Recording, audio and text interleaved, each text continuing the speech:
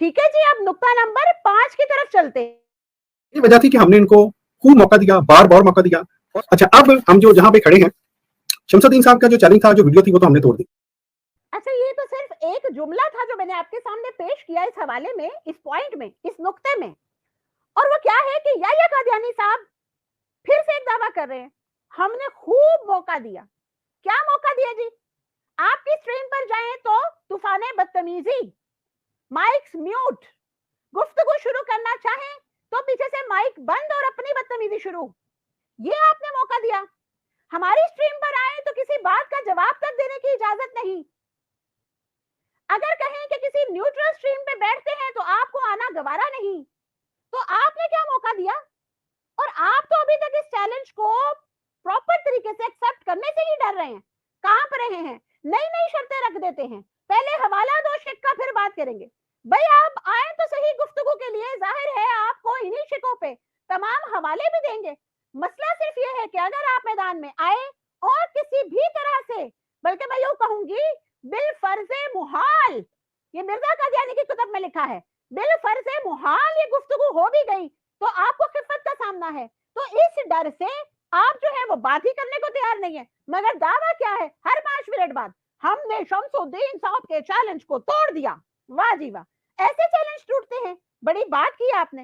अब जरा आगे चलते हैं जी, नुक्ता नंबर 6 भी देखते हैं, क्योंकि 14 नुकात है और वक्त बहुत शॉर्ट है, मैं जल्दी जल्दी बताती अब शमसुद्दीन साहब का हमने इलाज जो ढूंढा है, वो इलाज क्या है, मैं जरा उनकी बात पहले आपको सुनवा दूं। एक और जुमला, एक और बुलंदोबांग दावा कि हमने शमसुद्दीन साहब का जो इलाज ढूंढा है। पहले मैं वीडियो सुना दूं, फिर इलाज बताता हूं। अच्छा ठीक है, आप हकीम साहब हैं, तो जिस तरह मिर्जा कादियानी साहब के हकीम मौजूद थे और उनकी बहुत ही अनवाय इकसाम की बीमारियों का इलाज करते थे, आपने सोचा कि मैं भी शमसुद्दीन साहब का इलाज कर दूं। भाई शमसुद्दीन क्या है, कोई क्रॉनिक डिजीज है कि शमसुद्दीन जो है वो कोई पुरानी बीमारी नहीं हो सकती? क्योंकि पुरानी बीमारियों का इलाज तो पहले से मौजूद है, कैंसर हो गया, कोरोना हो गया, टाइफाइड हो गया, कोई भी और बीमारी। तो ये कोई नई ही बीमारी है जिसका इलाज आपने ढूंढ लिया है, क्योंकि इसका इलाज पहले से लोगों को मालूम नहीं है। अच्छा, इसके बाद मैंने आपकी पूरी वीडियो सुन ली, पूरी स्ट्रीम 2 घंटे पे मुश्तमिल, और वो इलाज नदारद, पूरी वीडियो स्ट्रीम में एक वीडियो क्लिप चला और फिर उसके बाद बेशबहा वीडियो क्लिप चले और कई ऐसे पॉइंट्स आए, कई नुकात पे बात हुई, मगर वो जो आपने शमसुद्दीन का इलाज बताना था, जो आपको मालूम हो गया था, वो आपकी इस पूरी वीडियो में मिल ना सका। अच्छा जी, आप चलते हैं नुक्ता नंबर 7 की तरफ, जो अहम तरीन नुक्ता है और मुझे लगता है कि हमारे तमाम नाज़रीन और सामीन भी इस नुक्ते को बहुत एंजॉय करेंगे। एक तो पहली बात ये है कि हम शमसुद्दीन साहब को भी ये बताना चाहते हैं और आवाम को भी ये बताना चाहते हैं, बल्कि हमारे दोस्तों को तो इल्म ही है कि शमसुद्दीन साहब आप वैसे तो बहुत अक्लमंद हैं, कि शमसुद्दीन साहब आप वैसे तो बहुत अक्लमंद हैं, कि शमसुद्दीन साहब आप वैसे तो बहुत अक्लमंद हैं, कि शमसुद्दीन साहब आप वैसे तो बहुत अक्लमंद हैं, कि शमसुद्दीन साहब आप वैसे तो बहुत अक्लमंद हैं, कि शमसुद्दीन साहब आप वैसे तो बहुत अक्लमंद हैं।